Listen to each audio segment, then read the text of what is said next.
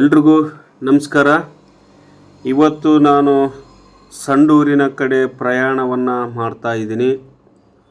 ಸಂಡೂರಿನ ಅತಿ ವೀಕ್ಷಣಾ ಪ್ರದೇಶಗಳಾಗಿರ್ತಕ್ಕಂಥ ಗೋರ್ಪಡೆಯವರ ಸಂಸ್ಥಾನದ ಕೋಟೆಗಳನ್ನು ಮತ್ತು ಸಂಡೂರಿನ ನಾರಿಹಳ್ಳ ಪ್ರದೇಶ ಮತ್ತು ಕುಮಾರಸ್ವಾಮಿಯ ದೇವಸ್ಥಾನ ಹಲವಾರು ವೀಕ್ಷಣಾ ಪ್ರದೇಶಗಳು ಇದ್ದಾವೆ. ಇಲ್ಲಿ ಇರ್ತಕ್ಕಂಥ ಪ್ರದೇಶಗಳನ್ನು ನಾನು ತೋರಿಸ್ತಾ ಇದ್ದೀನಿ. ಹೈದರಾಲಿ ಈ ಸಂಡೂರನ್ನು ಆಳುವುದಕ್ಕಿಂತ ಮುಂಚಿತವಾಗಿ ಸಂಡೂರು ಪ್ರದೇಶವು ದಟ್ಟ ಅರಣ್ಯ ಕಾಡು ಪ್ರದೇಶವಾಗಿತ್ತು. ಈ ಕಾಡು ಪ್ರದೇಶದಲ್ಲಿ ಯಾವುದೇ ಮನುಷ್ಯ ಸಹಿತ ವಾಸ ಮಾಡಲಿಕ್ಕೆ ಅಸಾಧ್ಯವಾಗಿರ್ತಕ್ಕಂಥ ಪ್ರದೇಶವಾಗಿರ್ತಕ್ಕಂಥ ಸಂಡೂರು ವಿಜಯನಗರ ಕಾಲದಿಂದಲೂ ಸಹಿತ ಇಲ್ಲಿ ಸಂಸ್ಥಾನ ಒಂದು ಆಳ್ವಿಕೆ ಮಾಡ್ತಾ ಇತ್ತು. ಅದೇ ಒಂದು ಗೋರ್ಪಡೆಯವರ ಮನೆತನ. ಈ ಗೋರ್ಪಡೆಯವರ ಮನೆತನ ಆಳುವುದಕ್ಕಿಂತ ಮೊದಲು ಜರ್ಮಲಿಯ ಪಾಳ್ಯಗಾರರು ವಿಜಯನಗರಕ್ಕೆ ಸಾಮಂತ ರಾಜರಾಗಿರ್ತಕ್ಕಂಥ ಜರ್ಮಲಿ ಅಂದರೆ ಜರಿಮಲೆ ಅಂತ ಈ ಹಿಂದೆ ಕರಿತಾ ಇದ್ರು. ಆ ಪ್ರದೇಶಕ್ಕೆ ಜರಿಮಲೆ, ಈಗ ಇರ್ತಕ್ಕಂಥದ್ದು ಜರ್ಮಲಿ. ಇದು ಕೂಡ್ಲಿಗಿ ತಾಲೂಕಿನಲ್ಲಿರ್ತಕ್ಕಂಥ ಜರ್ಮಲಿ ಗ್ರಾಮ. ಜರ್ಮಲಿಯ ಪಾಳ್ಯಗಾರರು ಅಂತೇಳಿ ಕರೀತಾರೆ. ಈ ಸ್ಥಳದಲ್ಲಿ ಈ ಸಂಡೂರಿನ ಗೋರ್ಪಡೆಯವರ ಕೋಟೆಯಲ್ಲಿ ರಾಜರಿಗೆ ಮತ್ತು ಮಹಾರಾಜರಿಗೆ ಸಮಾಧಿಗಳನ್ನು ಮಾಡ್ತಕ್ಕಂಥ ಪ್ರತ್ಯೇಕ ಸ್ಥಳಗಳು ಇದ್ದಾವೆ. ಸಾಮಂತ ರಾಜನಿಗೆ ಆಪತ್ಕಾಲದಲ್ಲಿ ಸಹಾಯ ಮಾಡಲು ಬೇರೆ ಕಡೆಯಿಂದ ಕರೆಸಿದ ಸೈನಿಕರು ತಂಗಲು ಬೆಟ್ಟ ಗುಡ್ಡಗಳ ಮೇಲೆ ಬುಜ್ ಅಂತ ಕರೀತಾರೆ. ಅಂಥ ಬುಜ್ ತಂಗುದಾಣಗಳು ಸಹಿತ ಇವೆ. ಇದೇ ಒಂದು ಕೃಷ್ಣಾನಗರ ಅಂತೇಳಿ ಕರೀತಾರೆ. ಕೃಷ್ಣಾನಗರ ಅಂತೇಳಿದ್ರೆ ಕೃಷ್ಣಾನಗರ ಕೋಟೆ ಅಂತಲೇ ಕರೀತಾರೆ, ಇಲ್ಲ ಗೋರ್ಪಡೆಯವರ ಕೋಟೆ ಅಂತಲೇ ಕರೀತಾರೆ. ನಾನು ಇದೆಲ್ಲ ತೋರಿಸ್ಕೊಂಡು ಹೋಗ್ತಕ್ಕಂಥ ಕೋಟೆಗಿಂತ ಮೊದಲು ಬರ್ತಕ್ಕಂಥ ಸಂಡೂರಿನ ಪ್ರದೇಶ. ಈ ಸಂಡೂರಿನ ಪ್ರದೇಶ ಒಂದು ನೋಡ್ತಕ್ಕಂಥದ್ದೇ ಒಂದು ಅಪರೂಪ ರಮಣೀಯವಾಗಿರ್ತಕ್ಕಂಥ ಒಂದು ಪ್ರದೇಶಗಳು. ಮೊದಲು ಕೃಷ್ಣಾನಗರಕ್ಕೆ ಸುಲ್ತಾನ್ಪುರ ಅಂತೇಳಿ ಕರಿತಾ ಇದ್ದರು.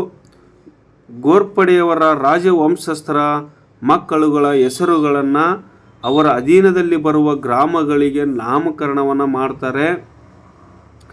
ನರಸಾಪುರಕ್ಕೆ ನರಸಿಂಗಾಪುರ, ಭುಜಂಗನಗರ, ಸುಲ್ತಾನ್ಪುರಕ್ಕೆ ಕೃಷ್ಣಾನಗರ, ಯಶವಂತನಗರ, ಬಾವಿಹಳ್ಳಿಗೆ ಸುಶೀಲನಗರ, ತಾರನಗರ, ಹಲವಾರು ಗ್ರಾಮಗಳ ಹೆಸರುಗಳನ್ನು ಬದಲಿಸುತ್ತಾರೆ. ಇನ್ನೊಂದು, ಈ ಸಂಡೂರಿಗೆ ಹೆಸರು ಬರಲು ಕಾರಣವೇನಪ್ಪ ಅಂತೇಳಿದ್ರೆ, ಈ ಒಂದು ಸಂದರ್ಭಕ್ಕೆ ತಕ್ಕಂತೆ ನಾನು ಹೇಳ್ತಾ ಇದ್ದೀನಿ. ಸಂಡೂರಿಗೆ ಹೆಸರು ಬರಲು ಕಾರಣವೇನೆಂದರೆ ಬೆಟ್ಟ ಗುಡ್ಡಗಳ ಮಧ್ಯದಲ್ಲಿ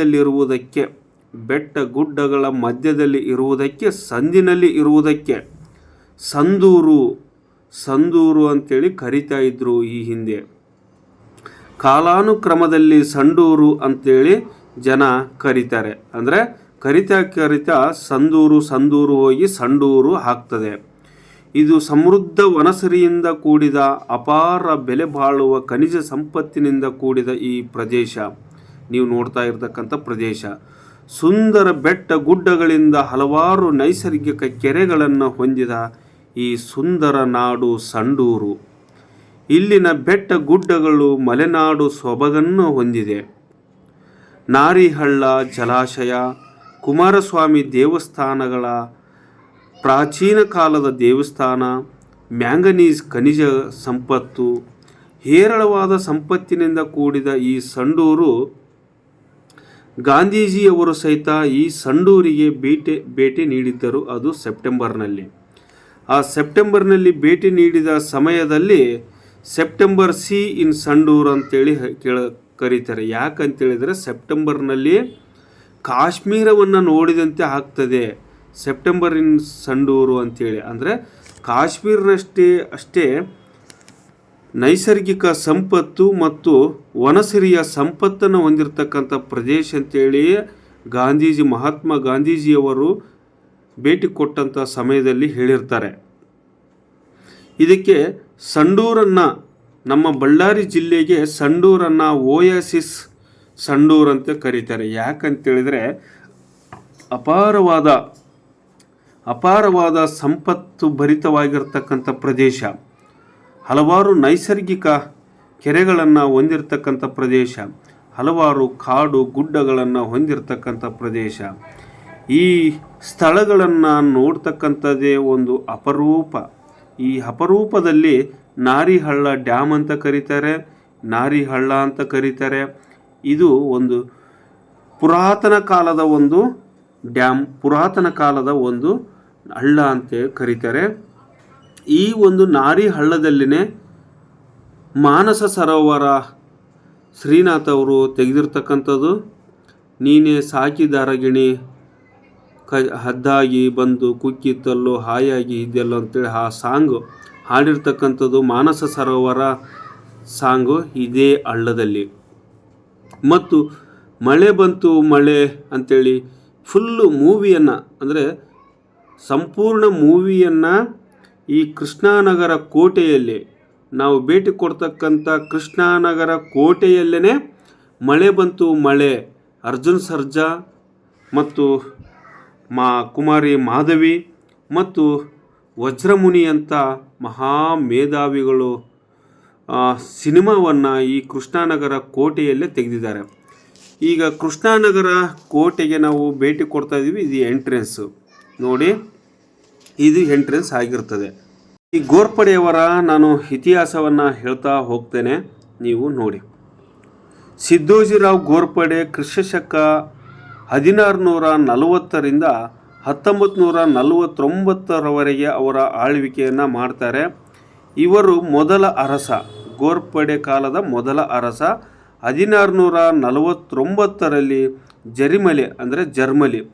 ಜರ್ಮಲಿ ಪಾಳೆಗಾರರಿಂದ ಸಂಡೂರನ್ನು ವಶಪಡಿಸಿಕೊಂಡು ಗೋರ್ಪಡೆ ಮನೆತನದ ಆಡಳಿತವನ್ನು ಪ್ರಾರಂಭ ಮಾಡ್ತಾರೆ ಸಿದ್ದೋಜಿರಾವ್ ಗೋರ್ಪಡೆಯವರು. ಸುಮಾರಾಗಿ 14ನೇ ಶತಮಾನದಲ್ಲಿ ಶಿವಾಜಿ ವಂಶಸ್ಥರು ಮತ್ತು ಗೋರ್ಪಡೆಯವರ ವಂಶಸ್ಥರು ಒಂದೇ ಆಗಿರ್ತದೆ.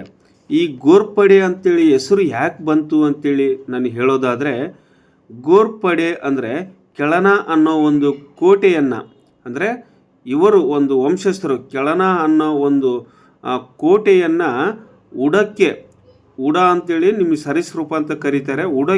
ಉಡದ ಬಾಲಕ್ಕೆ ಹಗ್ಗವನ್ನು ಕಟ್ಟಿ ಆ ಕೋಟೆಯ ಆಚೆ ಕಡೆ ಹೋಗಿ ಆ ಕೋಟೆಯನ್ನು ವಶಪಡಿಸಿಕೊಂಡಿದ್ದಕ್ಕೆ ಈ ವಂಶಸ್ಥರಿಗೆ ಗೋರ್ಪಡ ಅಂತೇಳಿ ಬರ್ತದೆ. ಗೋರ್ಪಡ್ ಅಂತೇಳಿ. ಗೋರ್ಪಡ್ ಅಂದರೆ ಮರಾಠಿಯಲ್ಲಿ ಉಡ ಅಂತೇಳಿ ಕರೀತಾರೆ, ಉಡಕ್ಕೆ ಗೋರ್ಪಡ್ ಅಂತೇಳಿ ಕರೀತಾರೆ. ಅದಕ್ಕಾಗಿ ಗೋರ್ಪಡೆಯವರಿಗೆ ಹೆಸರು ಬರ್ಲಿಕ್ಕೆ ಕಾರಣವೇನಪ್ಪ ಅಂದರೆ ಕೆಳನ ಕೋಟೆಯನ್ನು ವಶಪಡಿಸಿಕೊಂಡಿದ್ದಕ್ಕೆ ಈ ಗೋರ್ಪಡೆ ಅಂತೇಳಿ ಹೆಸರು ಬರ್ತದೆ. ಮರಾಠಿಯಲ್ಲಿ ಉಡಕ್ಕೆ ಗೋರ್ಪಡ್ ಅಂತೇಳಿ ಕರೀತಾರೆ. ಗಜೇಂದ್ರಗಡ ಮೂಲ ಸಂಸ್ಥಾನ ಆಗಿರ್ತದೆ.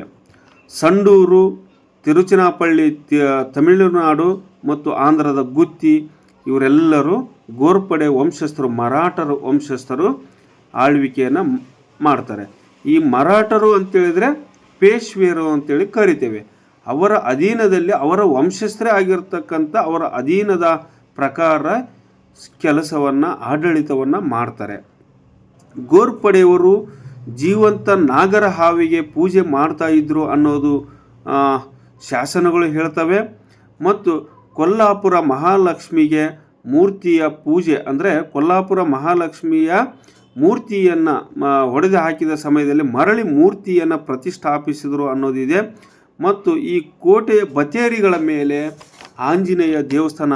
ಇವರು ಮರಾಠರು ಆದರೂ ಸಹಿತ ಹಿಂದೂ ಹಿಂದೂ ಧರ್ಮದ ಪ್ರಕಾರ ಇವರು ಆಡಳಿತ ನಡೆಸ್ತಾರೆ. ಈ ಕೋಟೆಗೆ ಆಂಜನೇಯನ ನಾವು ಮೂರ್ತಿಯನ್ನು ನೋಡ್ತಾ ಇದ್ದೀವಿ.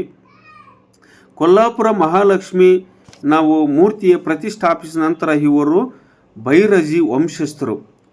ಇವರು ನಾವು ಏನಂತ ಕರಿತೇವೆ, ಬೈರಜಿ ವಂಶಸ್ಥರಂತೇಳಿ ಕರಿತೇವೆ ಯಾರನ್ನು, ಗೋರ್ಪಡೆಯವರನ್ನು. ಈ ಗಜೇಂದ್ರಗಢದಿಂದ ಬಂದವರೇ ಗೋರ್ಪಡೆಯವರು. ಇಲ್ಲಿ ಗಜೇಂದ್ರಗಢದಿಂದ, ಅಲ್ಲಿ ಗಜೇಂದ್ರಗಢದಲ್ಲಿ ಅವರು ಅಣ್ಣ ತಮ್ಮರೇ, ಅವರ ಸಂಬಂಧಿಕರೇ ಗಜೇಂದ್ರಗಢದಲ್ಲಿ ಒಬ್ಬರು ಉಳ್ಕೊಳ್ತಾರೆ. ಅವರು ಚಿಕ್ಕವರು, ದೊಡ್ಡವರು ಗೋರ್ಪಡೆಯವರು ಈ ಕಡೆ ನಮ್ಮ ಸಂಡೂರಿನ ಭಾಗದ ಕಡೆ ಬಂದು ಜರ್ಮಲಿಯವರ ಪಾಳೆಗಾರದಿಂದ ಈ ಪ್ರದೇಶವನ್ನು ವಶಪಡಿಸಿಕೊಂಡು ಇವರು ಆಳ್ವಿಕೆಯನ್ನು ಮಾಡ್ತಾರೆ. ಈ ಗಜೇಂದ್ರಗಢದಲ್ಲಿ ಸುಮಾರಾಗಿ ಆಗಿನ ಕಾಲಕ್ಕೇ ಒಂದು ಆಡಳಿತವನ್ನು, ಉತ್ತಮವಾಗಿರ್ತಕ್ಕಂಥ ಆಡಳಿತವನ್ನು ಕೊಟ್ಟಿರ್ತಕ್ಕಂಥವ್ರು ಗೋರ್ಪಡೆಯವರು. 18 ಅಂದರೆ ಟೌನ್ ಪ್ಲಾನನ್ನು ಹೇಗೆ ಮಾಡಿದರು ಅನ್ನೋದಕ್ಕೆ 18 ಮಸೀದಿಗಳನ್ನು ಕಟ್ಟಿಸಿದರು, 18 ಬಾವಿಗಳನ್ನು ಕಟ್ಟಿಸಿದರು, 18 ದೇವಸ್ಥಾನಗಳನ್ನು ಕಟ್ಟಿದರು. ಮತ್ತು ಹಾಗೆ ಟೌನ್ ಪ್ಲಾನ್ ಮಾಡುವ ಸಮಯದಲ್ಲಿ ಅಂದರೆ ಗುಡ್ಡದ ಮೇಲಿಂದ ಕೆಳಗಡೆ ಗಜೇಂದ್ರಗಢವನ್ನು ಕಾಲಾನಂತರದಲ್ಲಿ ಶಿಫ್ಟ್ ಆದಾಗ ಟೌನ್ ಪ್ಲಾನ್ ಹೇಗೆ ಮಾಡ್ತಾರೆ ಅಂದರೆ, ಒಂದೊಂದು ಕುಲಕಸಬನ್ನು ಮಾಡ್ತಕ್ಕಂಥ ಅವರಿಗೆ ಒಂದೊಂದು ಏರಿಯಾವನ್ನು ನಿರ್ಮಾಣ ಮಾಡಿಕೊಡ್ತಾರೆ. ಅದು ಆ ಥರ ಟೌನ್ ಪ್ಲಾನನ್ನು ವಡ್ಡರ ಓಣಿ, ಕುಂಬಾರ ಓಣಿ, ಒಕ್ಕಲಿಗರು ಮತ್ತು ಬೇರೆ ಬೇರೆ ಎಲ್ಲ ಕುಲಕಸಬು ಯಾರ್ಯಾರು ಮಾಡ್ತಾರೆ ಅಂಥ ಒಂದು ಟೌನ್ ಪ್ಲಾನನ್ನು ಮಾಡಿಕೊಡ್ತಾರೆ ಇವರು ನಮ್ಮ ಗೋರ್ಪಡೆಯವರ ಕಾಲದಲ್ಲಿ. ಸಿದ್ದೋಜಿರಾವ್ ಗೋರ್ಪಡೆಯವರು ಕ್ರಿಸ್ತಶಕ 1640ರಿಂದ 1949ರವರೆಗೆ ಆಳ್ವಿಕೆ ಮಾಡ್ತಾರೆ. ಇವರು ಮೊದಲ ಅರಸ. 1649ರಲ್ಲಿ ಜರ್ಮಲಿ ಪಾಳೆಗಾರರಿಂದ ಸಂಡೂರನ್ನು ವಶಪಡಿಸಿಕೊಂಡು ಗೋರ್ಪಡೆ ಮನೆತನದ ಆಡಳಿತವನ್ನು ಪ್ರಾರಂಭ ಮಾಡ್ತಾರೆ. ಇವರು 1731ರಲ್ಲಿ ಮರಣ ಹೊಂದಿದ ನಂತರ ಮುರಾರಿರಾವ್ ಗೋರ್ಪಡೆಯವರು ಅಧಿಕಾರಕ್ಕೆ ಬರ್ತಾರೆ. 1699ರಿಂದ 1779ರವರೆಗೆ ಅಧಿಕಾರವನ್ನು ನಡೆಸ್ತಾರೆ. ಇವರು ಪ್ರಾರಂಭದಲ್ಲಿ ಮರಾಠರ ಅಧೀನದಲ್ಲಿ ಆಡಳಿತ ನಡೆಸ್ತಾ ಇರ್ತಾರೆ. ಹಾಗಾಗಿ ಇವರು ಗೋರ್ಪಡೆಗಳಲ್ಲಿ ಪ್ರಮುಖನಾಗಿದ್ದ ಮುರಾರಿರಾವ್ ಗೋರ್ಪಡೆ ಉತ್ತಮ ಶಿಕ್ಷಣ, ದೈಹಿಕ ಶಿಕ್ಷಣ, ಬೌದ್ಧಿಕ ಶಿಕ್ಷಣ ಕಲಿತ ಈತ ಇವನನ್ನು ಮರಾಠರು ಗುತ್ತಿಗೆ ಪ್ರಾಂತ್ಯಕ್ಕೆ ಆಡಳಿತಗಾರನಾಗಿ ನೇಮಕ ಮಾಡುತ್ತಾರೆ. ಜೊತೆಗೆ ಸಂಡೂರು ಪ್ರಾಂತ್ಯವನ್ನು ಸಹಿತ ಆಳ್ವಿಕೆ ಮಾಡುತ್ತಾ ಇರ್ತಾನೆ. ಮುರಾರಿರಾವ್ ಗೋರ್ಪಡೆಯವರು ಗುತ್ತಿಯ ಬೆಟ್ಟದ ಮೇಲೆ ಇಂದಿಗೂ ಸುಸ್ಥಿತಿಯಲ್ಲಿರುವ ಕೋಟೆ, ಅರಮನೆ, ದರ್ಬಾರ್ ಭವನ, ಗಜಶಾಲೆ, ಅಶ್ವಶಾಲೆ, ಮದ್ದುಗುಂಡುಗಳ ಉಗ್ರಾಣಗಳನ್ನು ನಿರ್ಮಿಸಿದನು. ಪೇಶ್ವೆಗಳು ಪ್ರತಿ ವರ್ಷ ಸಾಮಂತರಿಂದ ಪೊಗದಿ ವಸೂಲಿಗೆ ಹೋದಾಗಲೆಲ್ಲ ಪೇಶ್ವೆ ಪಡೆಗಳೊಂದಿಗೆ ಮುರಾರಿರಾವ್ ಬೆಂಬಲವಾಗಿ ಹೋಗಿ ವಸೂಲಿ ಕಾರ್ಯದಲ್ಲಿ ಸಹಾಯ ಮಾಡುತ್ತಿದ್ದನು. ನೋಡಿ, ಇದು ಗೋರ್ಪಡೆಯವರ ಕಾಲದಲ್ಲಿ ಕಟ್ಟಿರ್ತಕ್ಕಂಥ ಕೋಟೆಯ ಕೊತ್ತಲು. ಇದು ಬತೇರಿ, ಆ ಭಾಗದಲ್ಲಿ ಸೈನಿಕರು ಸುತ್ತಲೂ ತಿರುಗಾಡ್ತಕ್ಕಂಥ ಪ್ರದೇಶ. ಮತ್ತು ಈ ಕಡೆ ಕೊತ್ತಲು, ಈ ಕೊತ್ತಲಿನಲ್ಲಿ ಮೊಸಳೆಗಳ ನೀರಿನ ಹೊಂಡದಲ್ಲಿ ಮೊಸಳೆಗಳು ವಾಸ ಮಾಡಲಿಕ್ಕೆ ಬಿಟ್ಟಿದ್ರು. ಆ ಹೊಂಡವನ್ನು ದಾಟಿಕೊಂಡು ಯಾವುದೇ ಸೈನಿಕನು ಸಹಿತ ಬರಲಿಕ್ಕೆ ಆಗ್ತಾ ಇರಲಿಲ್ಲ. ಮರಾಠ ಪೇಶ್ವೆಗಳ ಗೆಲುವಿಗೆ ಸಹಕರಿಸಿದ್ದಕ್ಕಾಗಿ ಇವನಿಗೆ ಸರ್ ದೇಶ್ಮುಖ್ ಅಂದರೆ ಪೇಶ್ವೆರು ಮರಾಠರು ಇವನಿಗೆ ಸರ್ ದೇಶ್ಮುಖ್ ಪೇಶ್ವೆ ಪ್ರತಿನಿಧಿ ವೈಸ್ರಾಯ್ ಎಂಬ ಸ್ಥಾನಮಾನ ನೀಡಿ ಗೌರವಿಸಿರುತ್ತಾರೆ. ನೋಡಿ, ಇದು ಬ್ರಿಟಿಷರ ಕಾಲದಿಂದಲೂ ಸಹಿತ ಬ್ರಿಟಿಷರ ಸಹಕಾರದಿಂದ ತಿರುಚನಾಪಳ್ಳಿಯನ್ನು ಸಹಿತ ಒಡಿಸಿಪಡಿಸಿಕೊಂಡು ಅಪಾರ ಸಂಪತ್ತನ್ನು, ಅವರ ಖನಿಜ ಖಜಾನೆಯನ್ನು ಶ್ರೀಮಂತಗೊಳಿಸಿಕೊಂಡಿರ್ತಕ್ಕಂಥವರು ಈ ಪ್ರದೇಶ. ನೋಡಿ ಈಗ ಹೇಗೆ ಇದೆ. ಇಂಥ ಅದ್ಭುತವಾದ ಸಂಡೂರಿನ ಕೋಟೆಯನ್ನು ಕೃಷ್ಣನಗರ ಕೋಟೆ ಅಂತಲೇ ಕರೀತಾರೆ. ಸಂಡೂರಿನ ಕೋಟೆಯನ್ನು ನಾವು ನೋಡಲಿಕ್ಕೆ ಎಂಥ ವಿಚಿತ್ರ, ನಮಗೆ ಒಂಥರ ಆಗ್ತಾ ಇದೆ ಹೋಗಲಿಕ್ಕೆ. ಇಂಥ ಪ್ರದೇಶ ಇದು ತಾಯಮ್ಮನ ಗುಡಿ.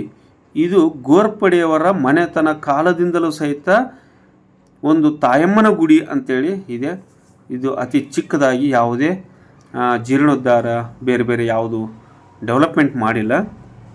ಈ ತಾಯಮ್ಮನ ಗುಡಿಯ ಕೆಳಗಡೆ ಮಸೀದಿ ಇತ್ತು ಅನ್ನೋದು ಸಹಿತ ಮಸೀದಿ ಇತ್ತು ಅಂತ ಹೇಳ್ತಾರೆ. ಇಲ್ಲೇ ಮಳೆ ಬಂತು ಮಳೆ ಅಂಥೇಳಿ ಅರ್ಜುನ್ ಸರ್ಜಾ, ಮಾಧವಿ ಮತ್ತು ವಜ್ರಮುನಿಯಂತಹ ಮಹಾಮೇಧಾವಿಗಳು ಒಂದು ಸಿನಿಮಾವನ್ನು ತೆಗೆದಿರ್ತಕ್ಕಂಥ ಪ್ರದೇಶ. ನೋಡಿ, ತಾಯಮ್ಮನ ಗುಡಿಯ ತಾಯಮ್ಮ ದೇವಿಯ ದರ್ಶನವನ್ನು ನಾನು ನಿಮಗೆ ಮಾಡಿಸ್ತಾ ಇದ್ದೀನಿ. ನೀವು ಸಹಿತ ದರ್ಶನ ಮಾಡ್ಕೊಳ್ಳಿ. ತುಂಬ ಪೂರ್ವಕಾಲದ ದೇವಸ್ಥಾನ. ಇಲ್ಲಿ ತುಳಸಿ ಕಟ್ಟೆ ಇದೆ, ಈಶ್ವರ ಇದೆ, ಬಸವಣ್ಣ ಇದೆ, ಎಲ್ಲವುದು ನೀವು ನೋಡಬಹುದು. 1961ರಲ್ಲಿ ಚಿಕ್ಕಬಳ್ಳಾಪುರ ಮುತ್ತಿಗೆಯನ್ನು ಹಾಕ್ತಾನೆ. ಅಲ್ಲಿನ ಅರಸನಿಂದ ಕಪ್ಪವನ್ನು ವಸೂಲಿ ಮಾಡಿಕೊಂಡು ಇನ್ನೂ ಶ್ರೀಮಂತನಾಗ್ತಾನೆ ಈ ಒಂದು ಗೋರ್ಪಡೆಯವರು. ಬ್ರಿಟಿಷರು ಹೈದರಾಲಿ ವಿರುದ್ಧ ಯುದ್ಧದ ಕದನದಲ್ಲಿ ಬ್ರಿಟಿಷ್ ಕರ್ನಲ್ ಸ್ಮಿತ್ನ ಕೋರಿಕೆ ಮೇರೆಗೆ ಮುರಾರಿರಾವ್ ಬೆಂಬಲವನ್ನು ಪಡೆದುಕೊಂಡು ಹೊಸಕೋಟೆ ಬಳಿ ಸಂಭವಿಸಿದ ಕದನದಲ್ಲಿ ಕಷ್ಟಕರಕ್ಕೆ ಸಿಲುಕಿ ಈ ಒಂದು ಮುರಾರಿರಾವ್ ಗೋರ್ಪಡೆಯವರು ಹಿಂದಿರುಗುತ್ತಾರೆ ಗೋರ್ಪಡೆಗೆ. ಯಾವುದು ಗುತ್ತಿಗೆ ಇದೇ ನೋಡಿ. ನಾವು ಮಳೆ ಬಂತು ಮಳೆ ಅನ್ನೋ ಒಂದು ಅರ್ಜುನ್ ಸರ್ಜಾರ್ ಅವರು ಹಗ್ಗವನ್ನು ತೆಗೆದುಕೊಂಡು ಹೆಗಲಿಗೆ ಹಾಕಿಕೊಳ್ತಕ್ಕಂಥ ಪ್ರದೇಶ ಇದು. ಗೋರ್ಪಡೆಯವರ ಅರಮನೆಗಳು ಹೇಗೆ ಇದ್ದವು ಅನ್ನೋದಕ್ಕೆ ನಾವು ತೋರಿಸ್ತಾ ಇದ್ವಿ. ಈಗ ನೋಡಿದರೆ ಹಂದಿಗಳು, ನಾಯಿಗಳು ಈ ಥರ ವಾಸ ಮಾಡಲಿಕ್ಕೆ, ಹಂದಿಗಳು ನಾಯಿಗಳು ಸಹಿತ ವಾಸ ಮಾಡಲಿಕ್ಕೆ ಆಗದೇ ಇರತಕ್ಕಂಥ ಪ್ರದೇಶವಾಗಿ ಮಾರ್ಪಟ್ಟಿದೆ. ಸುತ್ತಲೂ ಗಿಡ ಗಂಟೆಗಳು ಬೆಳೆದಿದ್ದಾವೆ. ಎಲ್ಲ ಯಾವುದೇ ಸ್ವಚ್ಛ ಇಲ್ಲ. ಇದು ಐತಿಹಾಸಿಕ ಪ್ರದೇಶ ಆದರೂ ಸಹಿತ ಯಾವುದೇ ಸಂರಕ್ಷಿಸಲ್ಪಟ್ಟ ಪ್ರದೇಶವಾಗಿ ಕಾಣ್ತಾ ಇಲ್ಲ. ಈ ಒಂದು ಪ್ರಾಗೈತಿಹಾಸಿಕ ಮತ್ತು ಪ್ರಾಚ್ಯವಸ್ತು ಇಲಾಖೆಯವರು ಹಂಪಿ ಕಮಲಾಪುರ ಪ್ರದೇಶದವರು ಯಾವುದೇ ಸಂರಕ್ಷಣೆ ಮತ್ತು ಸ್ವಚ್ಛ ಮಾಡತಕ್ಕಂಥ ಕಾರ್ಯಗಳನ್ನು ಮಾಡ್ತಾ ಇಲ್ಲ ಅಂತೇಳಿ ಹೇಳ್ತೇವೆ. ನೋಡಿ, ಈ ಪ್ರದೇಶ ನೀವು ನೋಡಿದರೆ ಹೇಗೆ ಅನ್ನಿಸ್ಬಹುದು ಹೇಳಿ. ಒಂದು ಅತ್ಯುತ್ತಮವಾಗಿರ್ತಕ್ಕಂಥ ಸಿನಿಮಾ ತೆಗಿತಕ್ಕಂಥ ಪ್ರದೇಶವಾಗಿತ್ತು. ಮಳೆ ಬಂತು ಮಳೆ ಅಂತೇಳಿ ಇದೇ ಪ್ರದೇಶದಲ್ಲಿನೇ ಈ ಒಂದು ಸಿನಿಮಾ ತೆಗೆದಿರೋ. ನೋಡಿ ಹೇಗೆ ಗಿಡ ಗಂಟೆಗಳು ಬೆಳೆದಿದ್ದಾವೆ. ಮಳೆ ಬಂದರೆ ಹೇಗೆ ಇರ್ಬೋದು. ಹಂದಿಗಳು, ನಾಯಿಗಳು, ಜನ ಸಹಿತ ಇಲ್ಲಿ ಸ್ಮೆಲ್ಗೆ ಹೋಲಿಕೆ ಆಗೋದಿಲ್ಲ. ಊರಿನ ಜನರೆಲ್ಲ ಕಸ ತೆಗೆದುಕೊಂಡು ಬಂದು ಇದನ್ನು ಮುಚ್ಚಿ ಹಾಕ್ತಾ ಇದ್ದಾರೆ. ಹೇಗೆ ಅನಿಸ್ಬೋದು ಹೇಳಿ. ನೋಡಿ ಜನರೇ, ಇದು ನಿಮ್ಮ ಪ್ರದೇಶ, ನೀವು ವಾಸ ಮಾಡ್ತಕ್ಕಂಥ ಪ್ರದೇಶ. ನಿಮ್ಮನ್ನು ಮೊದಲು ಈ ಹಿಂದೆ ನಿಮ್ಮ ಪೂರ್ವಜರನ್ನು ರಕ್ಷಣೆ ಮಾಡಿರ್ತಕ್ಕಂಥ ರಾಜವಂಶಸ್ಥರ ಕುರುಹುಗಳು, ಈ ಒಂದು ಅವರ ಕುರುಹುಗಳನ್ನು ನೀವು ಸಂರಕ್ಷಿಸಲ್ಪಡದೆ ನೀವು ಬೇಜವಾಬ್ದಾರಿತನ ತೋರಿ ಈ ಥರ ಮಾಡಿದರೆ ಹೇಗೆ ನೋಡಿ. ಈ ಕೋಟೆಯ ಸುತ್ತಲೂ ಕೋಟೆ ಗೋಡೆ ಹೇಗಿದೆ ನೋಡಿ. ಇದು ಬತೇರಿಗಳು ಆಗಾಗ ಅಲ್ಲಿ ಸೆಂಟ್ರಲ್ಲಿರುತ್ತೆ. ಅದು ಅರಮನೆ ತೋರಿಸ್ತಾ ಇದ್ದೀನಲ್ವ, ಅರಮನೆ. ಈ ಅರಮನೆಗೆ ಟಚ್ ಆಗಿರ್ತಕ್ಕಂಥದ್ದು. ಅಷ್ಟು ಉತ್ತಮವಾಗಿರ್ತಕ್ಕಂಥ ಪ್ರದೇಶವನ್ನು ನಾವು ಬಿಡ್ತಾ ಇದ್ದೀವಿ ಅಂದರೆ ಬಹಳ ಬೇಜಾರಾಗ್ತಕ್ಕಂಥದ್ದು. ಮರಾಠ ಪೇಶ್ವೆಗಳು ಹೈದರಾಲಿ ಮೇಲೆ ಮತ್ತೆ ದಾಳಿ ಮಾಡಿದರು. ಇದರಲ್ಲಿ ಸಹ ಮುರಾರಿರಾವ್ ಬೆಂಬಲವನ್ನು ಕೊಡ್ತಾನೆ. ಪರಿಸ್ಥಿತಿ ಎದುರಿಸಲಾಗದೆ ಹೈದರಾಲಿ ಕೆಲವು ಪ್ರದೇಶಗಳನ್ನು ಬಿಟ್ಟು ಕೊಡುತ್ತಾನೆ. ಅದು ಶಾಂತಿ ಒಪ್ಪಂದದಲ್ಲಿ ಮಾಡಿಕೊಂಡು ಮಾಗಡಿ ಮತ್ತು ಸಾವನದುರ್ಗ ಇವರ ಮೇಲ್ವಿಚಾರಣೆಗೆ ಮುರಾರಿರಾವನಿಗೆ ಕೊಡ್ತಾರೆ.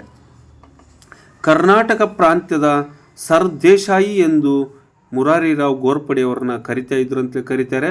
1775ರಲ್ಲಿ ಹೈದರಾಲಿಯು ಹರಪನಹಳ್ಳಿ ಪಾಳೆಗಾರರು ಸವಣೂರಿನ ನವಾಬರ ಜೊತೆ ಸೇರಿಕೊಂಡು ಗುತ್ತಿ ಕೋಟೆಯನ್ನು ಮುತ್ತಿಗೆ ಹಾಕುತ್ತಾರೆ. ಗುತ್ತಿ ಕೋಟೆ ಸಹಿತ ಇದೇ ಗೋರ್ಪಡೆಯವರ ಅಧೀನದಲ್ಲಿ ಬರ್ತದೆ. 2 ತಿಂಗಳಾದರೂ ವಶಪಡಿಸಿಕೊಳ್ಳಲು ಹೈದರಾಲಿ ಕೈಲಿ ಇಲ್ಲದೆ ಸಮಯದಲ್ಲಿ ಚಿತ್ರದುರ್ಗದ ಮದಕರಿ ನಾಯಕನ ಬೆಂಬಲವನ್ನು ಪಡೆದು ಈ ಅಭೇದ್ಯ ಕೋಟೆಯನ್ನು ಭೇದಿಸಿ ಕುಟುಂಬ ಸಮೇತ ಮುರಾರಿರಾವ್ ಗೋರ್ಪಡೆಯವರನ್ನು ಕಬ್ಬಾಳದುರ್ಗದ ಮುರಾರಿರಾವ್ ಕುಟುಂಬಸ್ಥರ ಸಮೇತರಾಗಿ ಮುರಾರಿರಾವನ್ನ ಸಹಿತ ಕಬ್ಬಾಳದುರ್ಗದ ಕಾರಾಗೃಹ ಜೈಲಿನಲ್ಲಿ ಬಂಧಿಸಿ ಇಡ್ತಾರೆ. 4 ವರ್ಷಗಳ ನಂತರ ಮುರಾರಿರಾವ್ ಅವರು ಅನಾರೋಗ್ಯ ಪೀಡಿತನಾಗಿ ಜೈಲಿನಲ್ಲೇ ಮರಣ ಹೊಂದಿದನು. ಶಿವರಾವ್ ಅವರ ನಂತರ ಮುರಾರಿರಾವ್ ಗೋರ್ಪಡೆಯವರ ನಂತರ ಶಿವರಾವ್ ಗೋರ್ಪಡೆಯವರು 1777ರಿಂದ 1785ರವರೆಗೆ ಆಳ್ವಿಕೆಯನ್ನು ಮಾಡ್ತಾರೆ. ಮುರಾರಿರಾವ್ ಗೋರ್ಪಡೆಯವರ ಮಕ್ಕಳು ಅಪ್ರಾಪ್ತ ವಯಸ್ಸಿನಲ್ಲಿ ಮರಣ ಹೊಂದಿದ್ದರು. ಆ ಮರಣದ ನಂತರ ಯಾವುದೇ ವಂಶಜರು ಇಲ್ಲದೆ ಇರುವುದರಿಂದ ಅವರ ಸಹೋದರನಾದ ಯಶವಂತರಾವನ ಮಗ ಮುರಾರಿರಾವ್ ಸಹೋದರ ಯಶವಂತರಾವನ ಮಗ ಶಿವರಾವ್ ಗೋರ್ಪಡೆಯನ್ನು ದತ್ತು ಪಡೆದು ಉತ್ತರಾಧಿಕಾರಿಯಾಗಿ ಮಾಡ್ತಾನೆ. ಈ ಮಧ್ಯೆ ಸಂಡೂರು ಹೈದರಾಲಿ ವಶದಲ್ಲಿತ್ತು. ಶಿವರಾವ್ ಗೋರ್ಪಡೆಯು ಸ್ವತಂತ್ರನಾಗಲು ಟಿಪ್ಪು ಸುಲ್ತಾನ ವಿರುದ್ಧ ಹೋರಾಡುವ ರಣರಂಗದಲ್ಲಿನೇ ಮಡಿತಾನೆ. ಯಾರು? ದತ್ತುಪುತ್ರ ಮುರಾರಿರಾವನ ದತ್ತುಪುತ್ರ ಶಿವರಾವ್ ಯಾರಾಗಿರ್ತಾನೆ? ಮುರಾರಿರಾವನ ಸಹೋದರ ಯಶವಂತರಾವನ ಮಗ ಶಿವರಾವ್ ಗೋರ್ಪಡೆಯವರು ಈ ಒಂದು ಹೈದರಾಲಿ ಆಳ್ವಿಕೆಯಲ್ಲಿ ಇರ್ತದೆ ಈ ಸಂಡೂರು. ಅವರ ಒಂದು ಸ್ವತಂತ್ರವನ್ನು ಮಾಡಿಕೊಳ್ಳಿಕ್ಕೆ ಪ್ರಯತ್ನ ಮಾಡ್ತಾನೆ. ಆ ಪ್ರಯತ್ನದಲ್ಲಿ ಅವರು ಅದರಲ್ಲೇ ಮರಣ ಹೊಂದ್ತಾನೆ. ಎರಡನೇ ಸಿದ್ದೋಜಿರಾವ್ ಗೋರ್ಪಡೆ ಟಿಪ್ಪುವನ್ನು ಸೋಲಿಸಿ ಅಧಿಕಾರವನ್ನು ನಡೆಸುತ್ತಾನೆ. ಶಿವಾಜಿರಾವ್ ರವರ ಮಗ. ಯಾರು? ಎರಡನೇ ಸಿದ್ದೋಜಿರಾವ್ ಗೋರ್ಪಡೆ ಟಿಪ್ಪುವನ್ನು ಸೋಲಿಸಿ ಸಂಡೂರನ್ನು ಸ್ವತಂತ್ರವಾಗಿ ಮಾಡಿಕೊಂಡು ಅಧಿಕಾರವನ್ನು ನಡೆಸ್ತಾನೆ. ಶಿವಾಜಿರಾವ್ ಅವರ ಮಗ ಎರಡನೇ ಸಿದ್ದೋಜಿರಾವ್. ಇವನು 2 ವರ್ಷ ಚಿಕ್ಕ ಬಾಲಕನಾಗಿದ್ದ ಕಾರಣ ಅವರ ಚಿಕ್ಕಪ್ಪ ವೆಂಕಟರಾವ್ ರಾಜ ಪ್ರತಿನಿಧಿಯಾಗಿ ಅಧಿಕಾರ ನಡೆಸುತ್ತಾ ಇರ್ತಾನೆ. ಸ್ವತಂತ್ರ ಸಂಡೂರು ಮಾಡಿ ಎರಡನೇ ಸಿದ್ದೋಜಿರಾವ್ 13ನೇ ವಯಸ್ಸಿಗೆ ಕ್ಷಯರೋಗದಿಂದ ಮರಣವನ್ನು ಹೊಂದ್ತಾನೆ. ಯಾರು? ವೆಂಕಟರಾವ್ ಅವರ ಒಂದು ಆಡಳಿತ ಅವಧಿ ಅಂದರೆ ಆಡಳಿತಾಧಿಕಾರಿಯಾಗಿ ಇರ್ತಾನೆ. ಅವರು ಚಿಕ್ಕ ವಯಸ್ಸಿದ್ದಾಗನೇ ಮತ್ತು 13ನೇ ವಯಸ್ಸಿಗೆ ಚಿಕ್ಕ ಬಾಲಕನಾಗಿ, ಅದು TB ಅಂದರೆ ಕ್ಷಯ ರೋಗದಿಂದ ಮರಣ ಹೊಂದ್ತಾನೆ. ಮತ್ತು ಅವರ ಚಿಕ್ಕಪ್ಪ ವೆಂಕಟರಾವ್ ಅವರ ಪ್ರತಿನಿಧಿಯಾಗಿ ಅಧಿಕಾರ ನಡೆಸಿದ ಸಮಯದಲ್ಲಿ ಸ್ವತಂತ್ರ ಸಂಡೂರು ಮಾಡಿ ಎರಡನೇ ಸಿದ್ದೋಜಿರಾವ್ 13ನೇ ವಯಸ್ಸಿಗೆ ಕ್ಷಯರೋಗ ಬಂದ ಕಾರಣದಿಂದ ಮರಣ ಹೊಂದ್ತಾನೆ. ವೆಂಕಟರಾವ್ ಅವರ ಹತ್ತಿರದ ಸಂಬಂಧಿಯವರನ್ನು ಎರಡನೇ ಎರಡನೇ ಶಿವರಾಯರನ್ನ ದತ್ತು ಪಡೆದು ಸಿಂಹಾಸನದಲ್ಲಿ ಕೂರಿಸಿದನು. ವೆಂಕಟರಾವ್ ಅವರ ಹತ್ತಿರದ ಸಂಬಂಧಿಯವರ ಎರಡನೇ ಶಿವರಾಯನನ್ನು ದತ್ತು ಪಡೆದು ಸಿಂಹಾಸನದಲ್ಲಿ ಕೂರಿಸಿದನು. ಗೋರ್ಪಡೆಗಳ ಸೇವೆಯನ್ನು ಮೆಚ್ಚಿ ಪೇಶ್ವೆ ಎರಡನೇ ಬಾಜಿರಾವ್ ಎರಡನೇ ಶಿವರಾಯನಿಗೆ 8 ಗ್ರಾಮಗಳನ್ನು ಬಳುವಳಿಯಾಗಿ ನೀಡ್ತಾನೆ. ಇದು ಗೋರ್ಪಡೆಯವರ ಅತಿ ಉತ್ಕೃಷ್ಟವಾಗಿರ್ತಕ್ಕಂಥ ಒಂದು ರಾಜಮನೆತನ. ಇವರು 1731ರಲ್ಲಿ ಮುರಾರಿರಾವ್ ಮರಣ ಹೊಂದ್ತಾರೆ ಮತ್ತು ಅವರ ಮಕ್ಕಳು, ಮೊಮ್ಮಕ್ಕಳು, ಸಹೋದರ ಮಕ್ಕಳು ದತ್ತವನ್ನು ಪಡ್ಕೊಂಡು ಈ ಗೋರ್ಪಡೆ ರಾಜಮನೆತನವನ್ನು ಆಳ್ವಿಕೆ ಮಾಡ್ತಾರೆ. ನಂತರ ಇವರ 2 ಕುಟುಂಬಗಳ ಮಧ್ಯೆ ನಮ್ಮ ಹೈದರಾಲಿ ಸಹಿತ ಈ ಕೋಟೆಯನ್ನು, ಟಿಪ್ಪು ಸಹಿತ ಈ ಕೋಟೆಯನ್ನು ಆಳ್ವಿಕೆ ಮಾಡಿರ್ತಾನೆ, ಆಡಳಿತ ನಡೆಸಿರ್ತಾನೆ ಯಾವ ಸಮಯದಲ್ಲಿ ಅನ್ನೋದಕ್ಕೆ ನಾನು ಸ್ವಲ್ಪ ಹೇಳ್ತೇನೆ, ಕೇಳಿಸ್ಕೊಳ್ಳಿ. ಅದಕ್ಕಿಂತ ಮೊದಲನೇದಾಗಿ 1786 ಮತ್ತು 87ರಲ್ಲಿ ಹೈದರಾಲಿ ಈ ಕೋಟೆಗಳನ್ನು ಕಟ್ಟಿಸಿದನು ಅಂತೇಳಿ ಸಹಿತ ಹೇಳ್ತಾರೆ. ಈ ಕೋಟೆ ಕೊತ್ತಲು ಪ್ರದೇಶವನ್ನು ನೀವು ನೋಡಬಹುದು. ನಾನು ಸಂದರ್ಭಕ್ಕನುಗುಣವಾಗಿ ಮತ್ತೆ ನಿಮಗೆ ಹೇಳ್ತಾ ಇದ್ದೀನಿ. ಈ ಹೈದರಾಲಿ ಕೋಟೆ ಕಟ್ಟಿಸಲು ಪ್ರಾರಂಭಿಸುತ್ತಾನೆ. ಅದೇ ಸಮಯದಲ್ಲಿ ಅವನ ಆರೋಗ್ಯದಲ್ಲಿ ವಿಪರೀತವಾಗಿ ಏರುಪೇರಾಗ್ತದೆ. ಈ ಕೋಟೆಯನ್ನು ದಟ್ಟ ಕಾಡಾಗಿರ್ತದೆ. ಅದಷ್ಟು ಗೋರ್ಪಡೆಯವರು ದೊಡ್ಡ ಸಂಸ್ಥಾನವನ್ನು ಕಟ್ಟಿ ಬೆಳೆಸಿರ್ತಾರೆ ಮತ್ತು ಅಳಿದುಳಿದ ಇನ್ನು ಸ್ವಲ್ಪ ಡೆವಲಪ್ಮೆಂಟ್ ಮಾಡುವ ಸಮಯದಲ್ಲಿ ಹೈದರಾಲಿಗೆ ವಿಪರೀತ ಬೆನ್ನು ನೋವು ಉಂಟಾಗಿ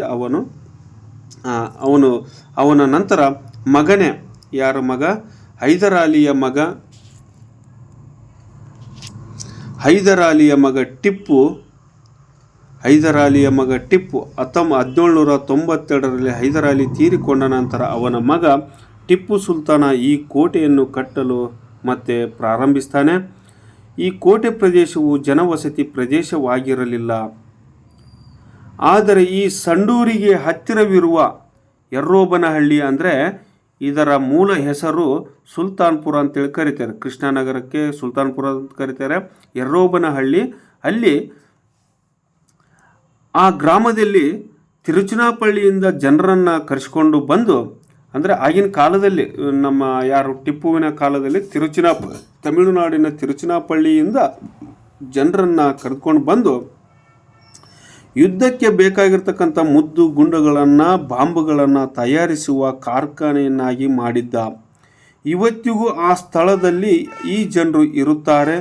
ಸಂಡೂರು ಕೋಟೆಯೊಳಗಡೆ ಸೈನಿಕರಿಗೆ ತರಬೇತಿ ಕೊಡುತ್ತಿದ್ದರು ಎಂದು ಸೈನಿಕರ ಮದ್ದು ಗುಂಡುಗಳನ್ನು ಸಂಗ್ರಹಿಸಿಡಲು ಈ ಕೋಟೆಯ 4 ದಿಕ್ಕಿನಲ್ಲೂ ಸಹಿತ ಈ ಕೋಟೆಯ 4 ದಿಕ್ಕಿನಲ್ಲೂ ರಕ್ಷಣಾ ಕೊಠಡಿಗಳು ಇವೆ.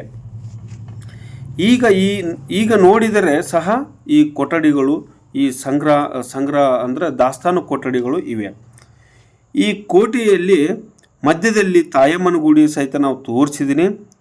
ಅದರ ಕೆಳಗಡೆ ಮಸೀದಿ ಸಹಿತ ಇತ್ತು ಅಂತೇಳಿ ಕರೀತಾರೆ. ಈ ಗುಡಿಯ ಕೆಳಗಡೆ ಸೈನಿಕರು ಅಂದರೆ ಮುಸ್ಲಿಮರು ಸೈನಿಕರಿಗೆ ನಮಾಜ್ ಮಾಡಲು ಮಸೀದಿ ವ್ಯವಸ್ಥೆ ಸಹಿತ ಮಾಡಿಕೊಟ್ಟಿದ್ದ ಅಂತೇಳಿ ಹೇಳ್ತಾರೆ.